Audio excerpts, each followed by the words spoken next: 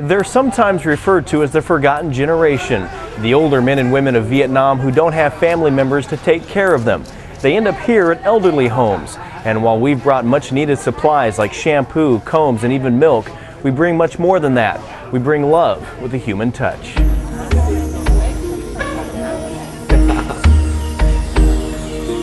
Life can get pretty lonely for the men and women living in this elderly care center in Hoi An, Vietnam, a familiar stop for Tours of Peace. Well, this is the second time I've been here at the Hoi An nursing home, and the incredible receptivity of the people. They just soak up not only our attention, but the touching, the being with them.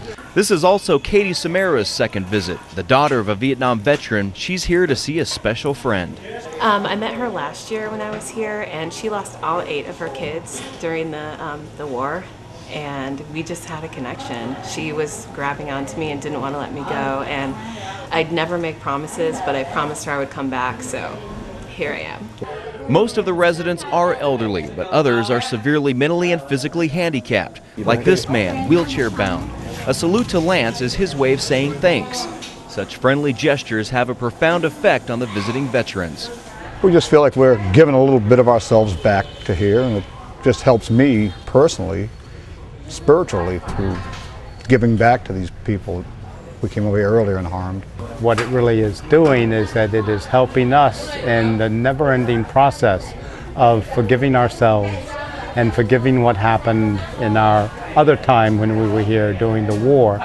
And it validates that even though we were here as soldiers, now we can come here and offer healing not only for the Vietnamese people, but that healing gets reflected back to us. And that's what the real essence of the top mission has been. That's not just coming back to Vietnam, but that's coming back to Vietnam and doing humanitarian service, giving love.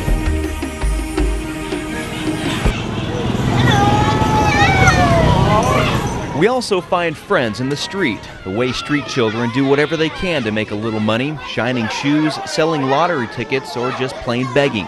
They know us. For the past few years, Tours of Peace has provided a warm meal to these hungry children. We started this on my first trip back, and it was kind of a spur-of-the-moment thing. We decided to not eat our lunch and feed the street children, and since then it's turned into an annual event. And it is hectic and wild and hot and crazy, but when it's all done, you can't explain the feeling. Word of a free meal spreads fast. It's near chaos as the children wait for their food. But despite their hunger, some of them saved part of their meal, putting fried rice in a plastic sack to take home to the rest of their family. Giving and sharing, that's what these visits to Vietnam are all about. You get more from giving than you give, and it's really true. And this gift is very special for the disabled children here. And that will be a very meaning gift for them that will stay with them for all of their life. For these disabled students in Hue, receiving brand new wheelchairs from Tours of Peace is almost like getting a new car. Some travel up to 5 miles one way just to get to class. These specially designed wheelchairs will now make that trip a little easier. And so it is our pleasure as representatives of top Vietnam veterans that we offer these wheelchairs to your school and hope that they last and work for a very long time for you.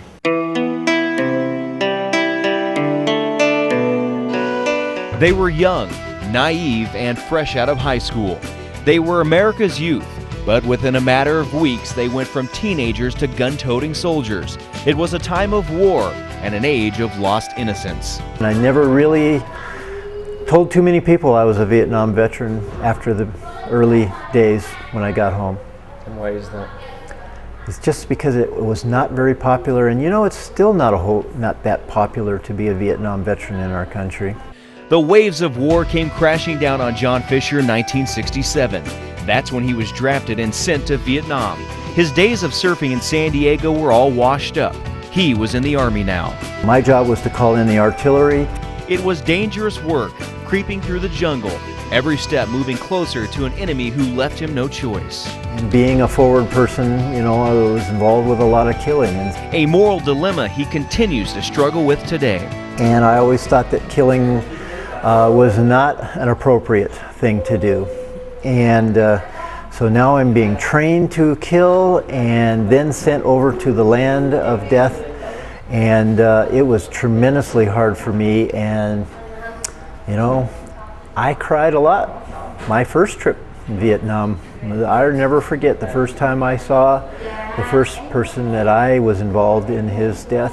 And it was, it's the hardest thing in the world when, I mean, I didn't want to do that. And this guy was here protecting his interests, and I didn't understand what the interest of was in Vietnam was. You know. Like so many who fought in Vietnam, John was drafted shortly after graduating high school. The average age of a foot soldier or Marine was just 19 years old. They were children at the time.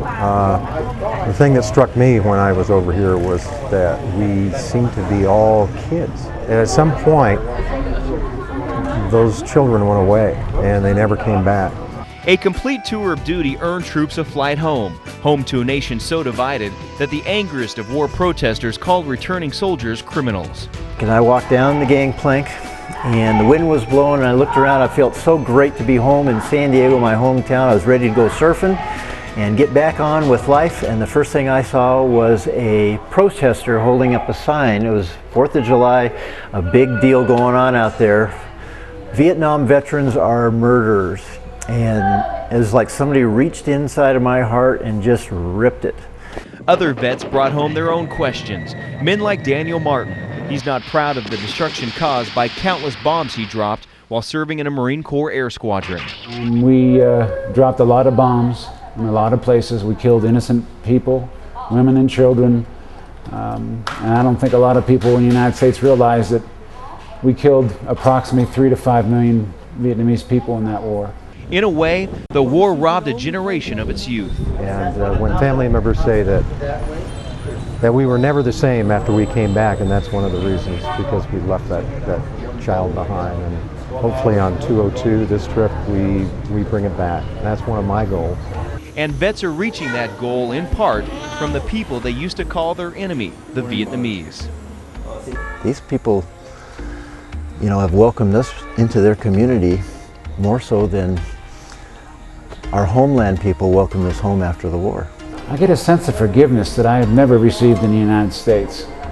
For most Vietnamese people, the American War, which we called the Vietnam War, is in the past. And there's only the present and the future for these people. And I just feel forgiven here.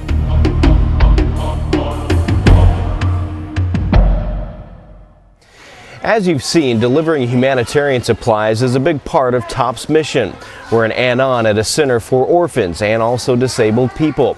But for one of the vets on our trip, this stop has extra special meaning. And on this veranda, the French nuns had given us a banquet to thank us for the Christmas giving that we had done that year. Thomas Brinson shares old photographs and memories with the staff of an orphanage he visited several times during the war. In 1967, Thomas, as an officer in the U.S. Army, brought presents to the children to brighten up their Christmas that year. Weeks later, the 68 Tet Offensive shattered that happiness. And a number of the children that I had known and played with had been killed, as well as some of the staff that I had known. And it was the most traumatic thing that I experienced during my year in Vietnam. On Thomas's first trip back to Vietnam, painful memories kept him from visiting the area where all those children were killed. And when I was here 2 years ago, I couldn't even go back there and look at it. I was able to do that today, and it's very kind of symbolic that what happened then is now completely full circle because they're building a new building where those buildings were. This time around, Thomas finds peace and closure. It deepens the sense of self-forgiveness. It deepens the sense of healing. It deepens the sense of hope that despite all of the horror of the war that was then, that there is always the opportunity for healing and for the extension and the expansion of love and from giving from the heart. It represents out of the worst of what we were in our youth comes the best. After so much humanitarian work and the long hours of traveling the entire length of Vietnam, there were a couple of days of much-deserved R&R for our group, and what better place to do so than in Ha Long Bay. Ha Long Bay, I mean, I've read about it as being a self-proclaimed 8th wonder of the world for several years now. With limestone formations soaring to the sky and birds gliding on the ocean breeze, Ha Long Bay is one of the most beautiful areas in Southeast Asia. We've taken about a 2-hour boat ride from Ha Long Bay to a cove. Veterans are getting a chance to find some peace and quiet while doing some kayaking. Fantastic, Dan. I still can't believe I'm in North Vietnam. This just doesn't make sense because it's so beautiful. The people are so nice, you know, and this is so much fun. This water is just perfect.